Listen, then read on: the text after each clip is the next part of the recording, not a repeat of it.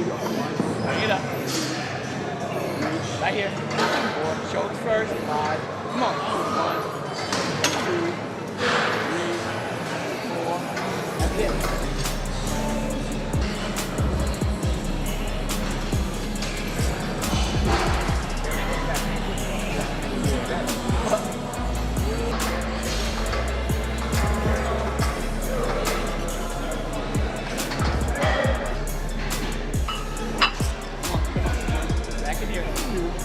Back, 3, 4, come on, 5, bring it up, 6, 7, come on, 8, come on, 9, that's good, here we go, 1, bring it back, 2, bring it back, 3, come on, 4, bring it, 5, here we go, 1, come on, 2, come on, 3, bring it, 4, come on, 5, let it go.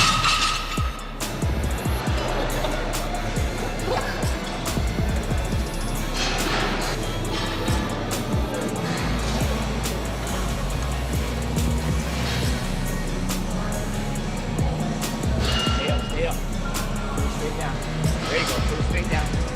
There you go, pull it straight down. Good, that's it. Come on, bring it down. That's it. Bring it down, friends. Feel the pump, come on. That's it. Come on. Good, good, good. Bring it down, bring it down. Let's go.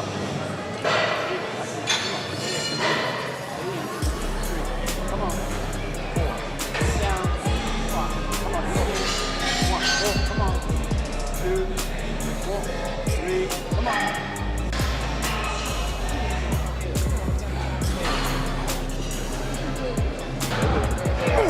Lean forward. Come on, pull it. Let it go up. Come on.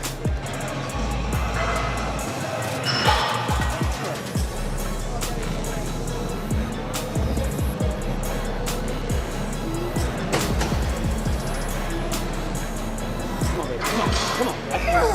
Come on. That's 2. That's 3. Come on. Bring it up. 4. Up. Come on. 5.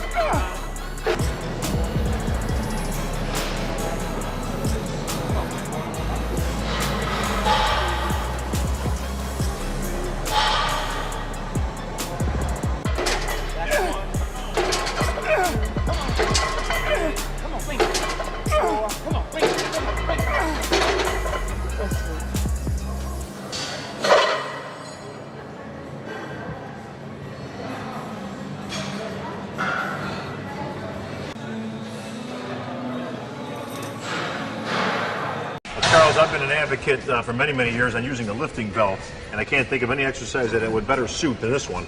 You know what? I believe in using that belt throughout the whole workout. Me too, because yeah. if you leave it on, it's easy to tighten it up. Once you take it off and quit, first thing that happens, you start to breathe through the abdomen, not so much the diaphragm. And so that waist is going to do what? Expand a little bit more. You know, and it's funny you mention that because I've had this argument for years with guys. You know, like, well, you know, a belt isn't any good, it doesn't do anything, and you know, you want the core muscles to, you know, be able to work. My theory has always been simple. You know, much like they used to bind feet back in, you know, in ancient China, you know, to keep the feet small. I think by keeping the belt on when you're training keeps the waist smaller. Nice and small. I don't want my stabilizing muscles to expand, get stronger, get bigger. That just makes the waist bigger. Definitely. I mean, name me one bodybuilder that wanted a big waist. Well, you know, a lot of people talk about, oh, wearing a belt makes my back weak. I'm working my core without it. What do you say to the people that argue that? Oh, yeah, you can work your core without it, but bottom line, it only takes that one time to get hurt. And when you hurt that back, you're done.